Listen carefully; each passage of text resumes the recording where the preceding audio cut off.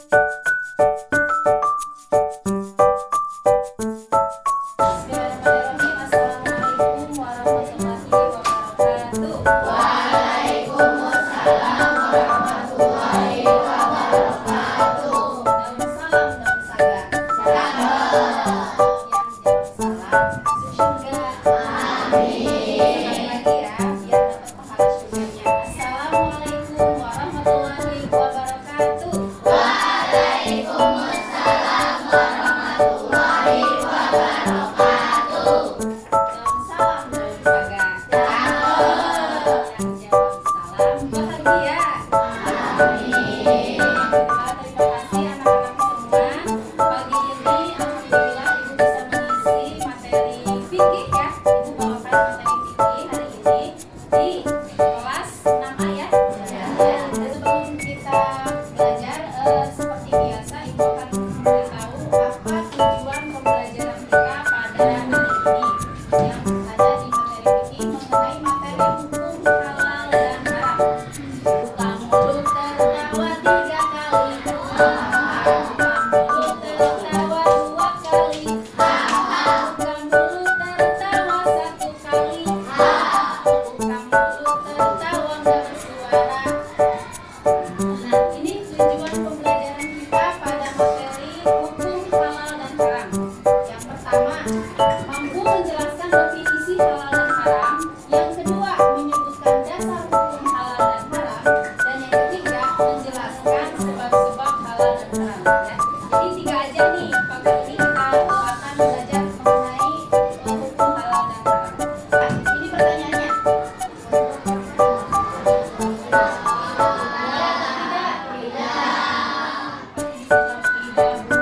Alasannya apa?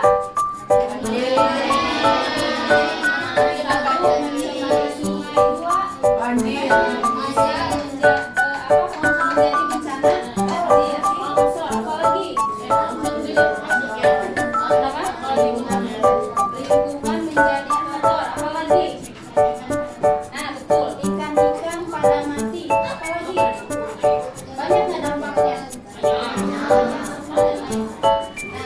ketika membuang sampah sembarangan ke sungai, kalau di sini larangannya tidak boleh, berarti hukumnya jadi anak-anak sudah bisa membedakan apa hukumnya membuang sampah sembarangan ke sungai. Hukumnya paham ya? Sebelum Ibu melanjutkan pembelajaran, Ibu sebetulnya pengen kenalan dulu ini ya. Tapi Ibu nggak dikasih absen sama WA-nya. Ada absen nggak? Oh ada ya. Di mana? Di sini.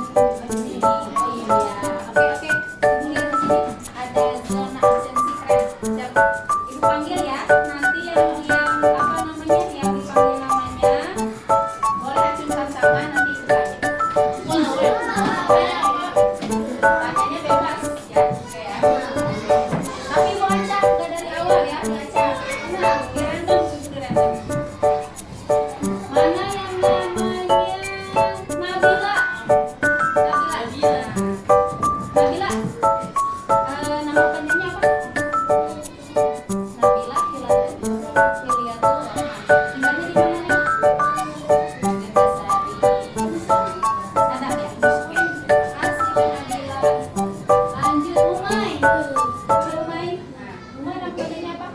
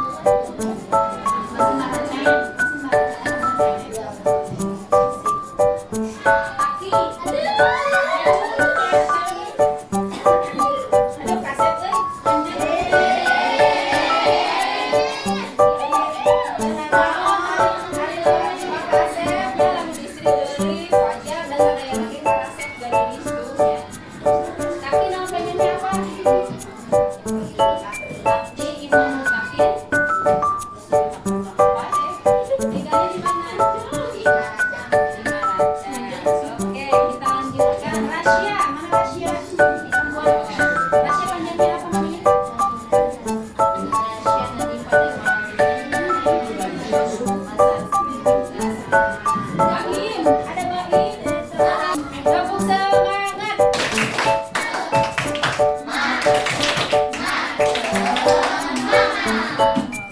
Konsentrasi. Konsentrasi dimulai. Yes.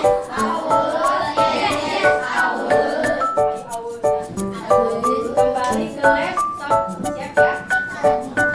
Apa definisi halal? Dulu jangan lupa Hukumnya apa? Ada yang tahu? barangan Hukum itu aturan. Ya. Hukum itu apa? aturan. Jadi, karena kita ini adalah orang yang beragama, maka kita memiliki aturan, memiliki hukum. Hukum itu mengatur segala sesuatu yang kita lakukan, baik itu perbuatan, baik itu ucapan, baik itu untuk makanan kita, baik itu hal-hal yang merugikan dan tidak merugikan kita. Itu hukum. Ya, kenapa kita hidup di Indonesia juga punya hukum? Siapa lembaga hukum di Indonesia? Lembaga hukum? Nih di Indonesia kan ada lembaga hukum ya. Apa nama lembaga hukumnya? Yang suka menghukum. Polisi. Nah, ini apa? Ya polisi, ayam di. Supaya apa? Menjaga kita, mengatur segala sesuatu perilaku kita. Sama, sebelum ada hukum negara, Allah Subhanahu wa Ta'ala sudah memberikan hukum kepada umat Islam di seluruh dunia. Gitu kan. Ada yang namanya halal, ada yang namanya haram. Apa itu halal? Adalah segala sesuatu atau kegiatan yang diizinkan atau dibolehkan oleh syariat Islam untuk digunakan atau dilaksanakan. Kalau haram? Haram adalah sesuatu atau kegiatan yang diizinkan atau dibolehkan oleh syariat Islam untuk digunakan. Jelas nggak? Kalau halal mah dibolehkan, kalau haram Kemudian dibolehkan. kalau sudah melihat definisi ini, kira-kira anak-anak tahu kan merentnya? Contoh, makan seblak halal haram? Haram.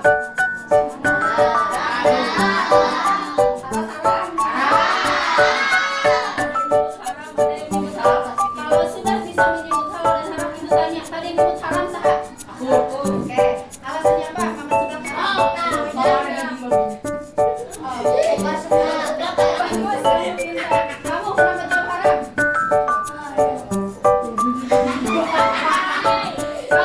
Jangan takut salah. Kenapa? Nah, tadi ada yang nyebut halal, mana yang tadi nyebut halal?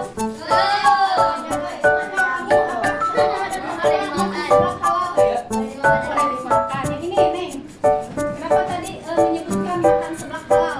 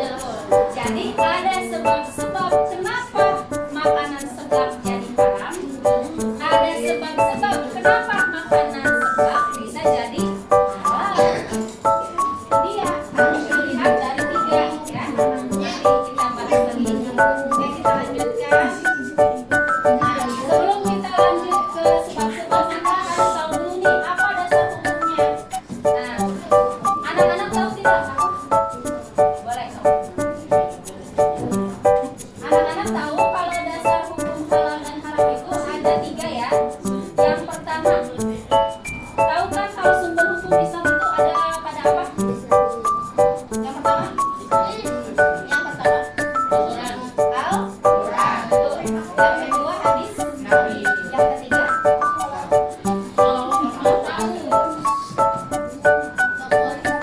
nah, sumber-hukum Islam yang utama ada pada Al-Quran dan sunnah Nabi atau hadis Nabi. Yang pertama ada dalam Al-Quran surat Al-Maidah ayat 87. Ini artinya, wahai orang-orang yang beriman, janganlah kamu mengharamkan apa yang baik yang telah dihalalkan Allah kepadamu, dan janganlah kamu melampaui batas. Sesungguhnya Allah tidak menyukai orang-orang yang melampaui batas. Nah, ini kemudian hadis Nabi sabda Rasulullah SAW, apa saja yang Allah halalkan dalam kitabnya maka dia adalah halal, ya. Dan apa saja yang dia haramkan maka dia itu haram. Jadi jelas tidak ada di antara dua. Aku maaf erek antara halal dan haram di tengah-tengah tidak bisa. Ya. Sedang apa yang dia diapakannya maka dia itu dibolehkan atau makruh. Oleh karena itu terimalah dari Allah kemanfaatannya, kemaafannya itu, sebab sesungguhnya Allah tidak bakal lupa sedikit pun. Kemudian Rasulullah membaca ayat lalu tidak lupa. Riwayat ini diriwayatkan Al-Hakim dan Bazzar. Gitu ya. Kemudian yang ketiga ada yang namanya ijtihad. Nah, ijtihad ini merupakan upaya atau kemampuan. Ijtihad ini biasanya dilakukan oleh para alim ulama. Kenapa ada ijtihad? Ijtihad ini adalah cara ulama kita melihat, mencari hukum atau berupaya mencari hukum tentang menetapkan sesuatu produk, misalkan makanan atau obat. Kalau di Indonesia lembaga yang membuat label halal itu siapa?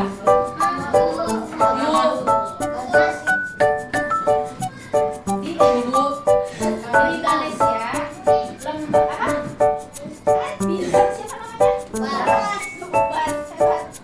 MUI. Apa singkatan MUI?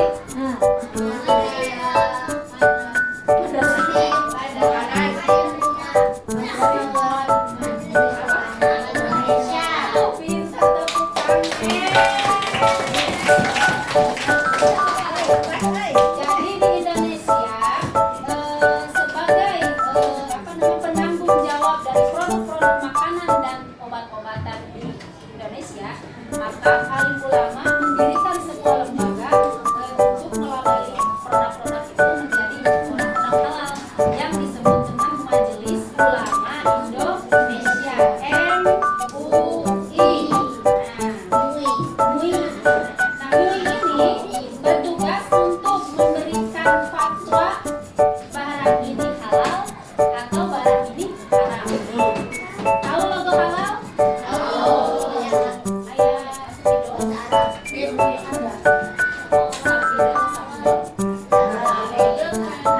Kalau yang dulu kita kan gula jadinya warna hijau, tulisan halalnya halal. Kalau sekarang kayak gimana ya, gitu kan, ini ya halal gitu kan. Kalau nggak salah masuk ya benar-benar. Tahu ada di mana? Itu ya. Ini apa namanya? Ini adalah label logo dari MUI untuk supaya kita sebagai masyarakat, sebagai konsumen, sebagai yang suka makan, jajan, lihat dulu ada logo halalnya atau tidak. Karena segala sesuatu yang bisa kita makan itu berarti aman untuk kita. Jadi dikasih logo halal. Biasanya orang-orang yang jual produk-produk makanan atau obat-obatan, mereka itu harus mencantumkan komposisi. Apa itu komposisi? Apa komposisi? Bahan-bahan. Misalkan kayak produk ini, apa bahan-bahannya? Terigu, terus nanti ya terigu, misalkan air, garam, penyedap rasa. Nah, terus di ujung mata ayah pork gitu kan, pakai bahasa Inggris. Nah, pork ini mengandung berarti tidak mungkin ada label halalnya. Ya, dia tidak akan ada label halal karena di dalam komposisinya mencantumkan pork.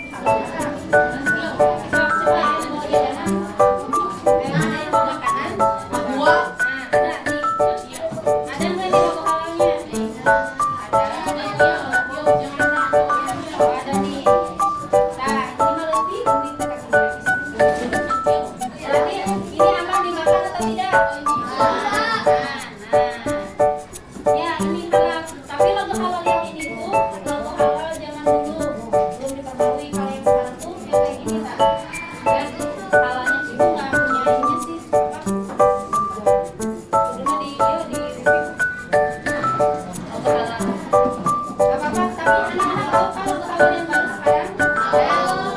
Coba itu ada tak? Tadi Pip ada ya? Nah, ini benar. Nah, ini logo halal baru nih. Tahu kan kayak gini kan? Jadi dilihat dulu. Kalau ada logo halal seperti ini, berarti ini minumannya aman untuk diminum, aman untuk dikonsumsi, gitu ya.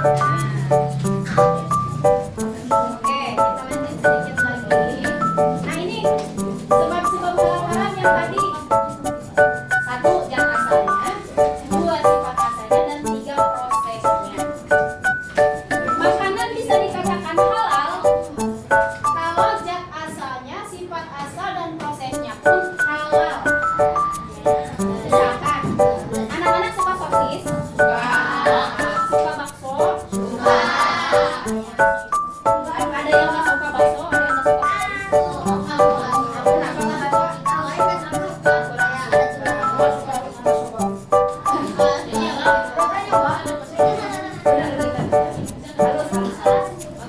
Nah, jadi ketika kita melihat nih zat asal itu misalkan kalau apa namanya, kalau sosis itu bahan dasarnya apa? Daging ya, biasanya daging sapi atau daging ayam. Terus ayam zat asal nate berasal dari daging babi. Nah ini sudah pasti ini hukumnya menjadi haram, ya, menjadi haram. Tapi Bu cenah tapi ini mah Bu zat asalnya daging sapi sama daging ayam, nggak ada daging babinya. Tapi pas diproses di sifat nate ayam dikasih minyak kan tadinya, dikasih minyak beboy. Jadi dia nama daging sapi, daging ayam, hari dina sifat tina kantelan minyak ayam ku ieu jadi haram. Atau ininya aman, dagingnya sapi, dagingnya ayam, sifatnya emang tina sifat sapi, sifat ayam, prosesnya pakai penggorengan atau kualitasnya jelas babi, jadi haram. Tadina daging sapi, daging ayam teh kalau di dalam proses pembuatannya menggunakan wajan bekas babi haram. Paham ya? Jadi benar-benar kalau kita makan teh dilihat dari mulai asal sampai akhir, itu ketahuan prosesnya.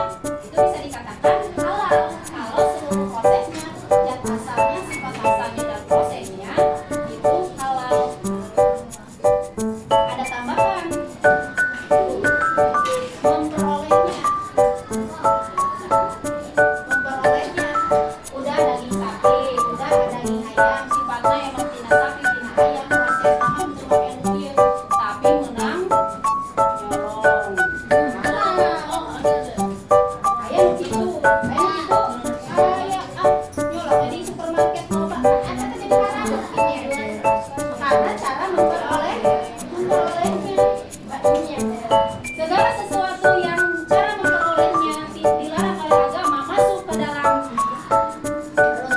perut, jadi daging, jadi lemak di badan kita, menjadi penghambat kita doa dikabul oleh Allah. Nah, sok ada atara? Ada doa yang belum dijabah? Hati-hati, jangan-jangan makanan yang kita konsumsi berasal dari makanan yang haram. Kalau nggak tahu tidak apa-apa. Kata Adri kalau udah sih ada makan daging babi gimana? Tapi tahu, karena kalau tak misalkan makan bakso, berarti bakso sapi, pas ngobrol aja sama mereka bakso babi, misalkan. Tak kira-kira kumaha? Ya udah nggak apa-apa, udah di dalam perut.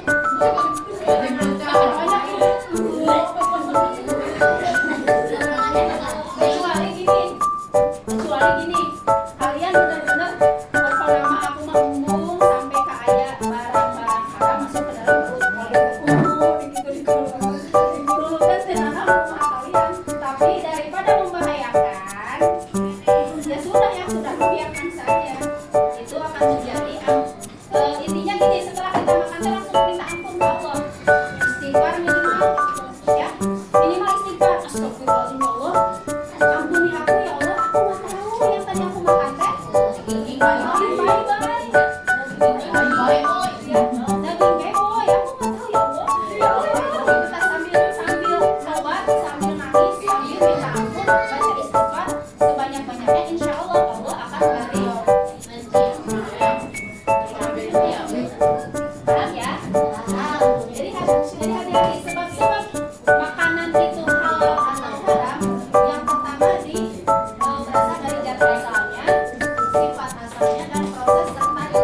memperolehnya.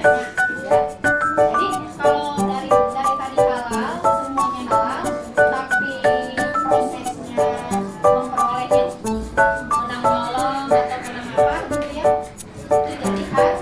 Oke, kita lanjutkan. Apakah sudah paham? Nah, sebelum kita lanjut, Ibu ada sesi pertanyaan nih. Siapa anak-anak yang mau bertanya? Silakan. Apa saja boleh, Sok? Ayo. Namanya sekali juga apa tadi pokoknya? Arja.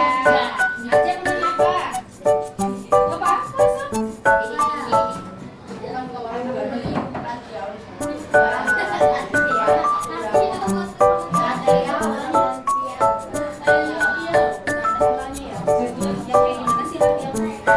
Dari kembang tahu.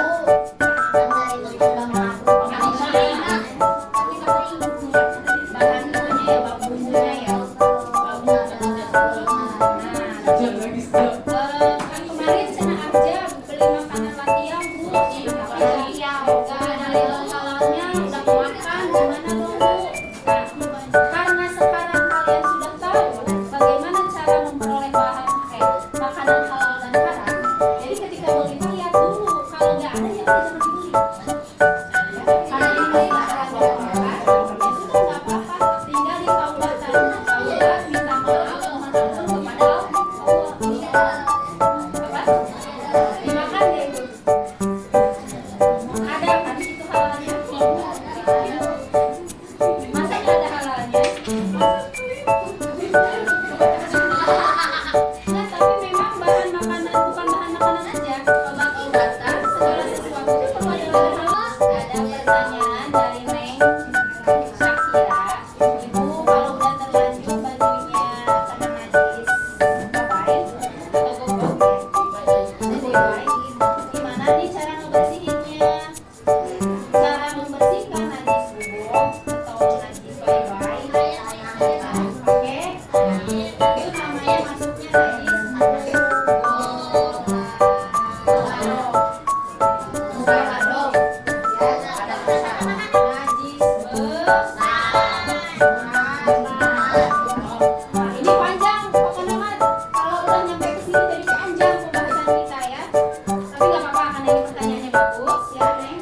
Jadi najis mubahadoh ini membersihkannya 7 kali. Salah satunya memakai pisau. Nah, 7 kali masukkan. Salah satunya memakai tanah. Misalkan ini apa? Spidol. Tadi teh aya gogok melewat masuk. Duh, ieu kena najis gogok. Ini berarti udah terkena najis mubahadoh. Ya. Cara membersihkannya 7 kali. Caranya kucurkan air 1, 2, 3, 4,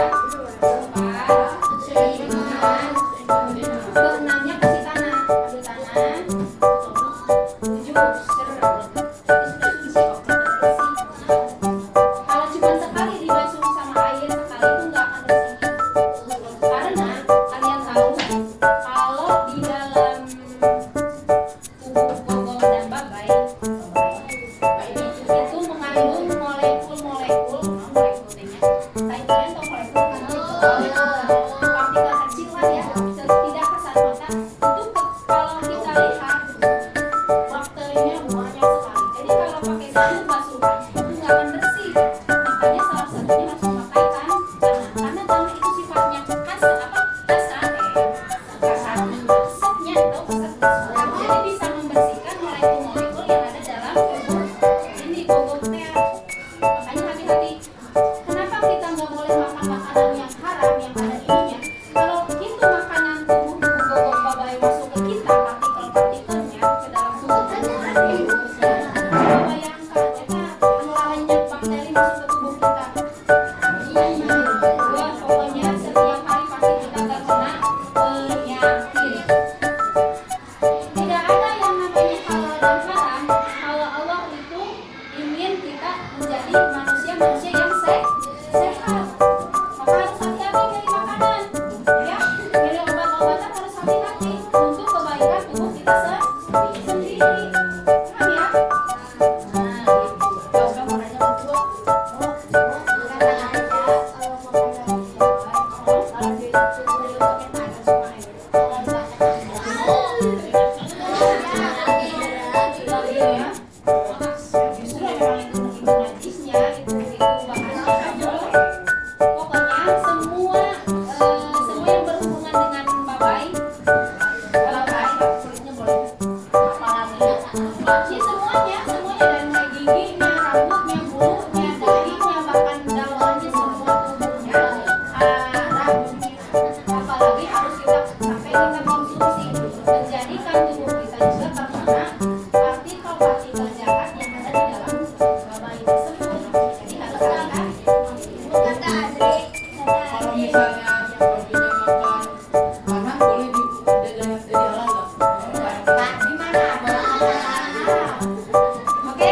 belajar siap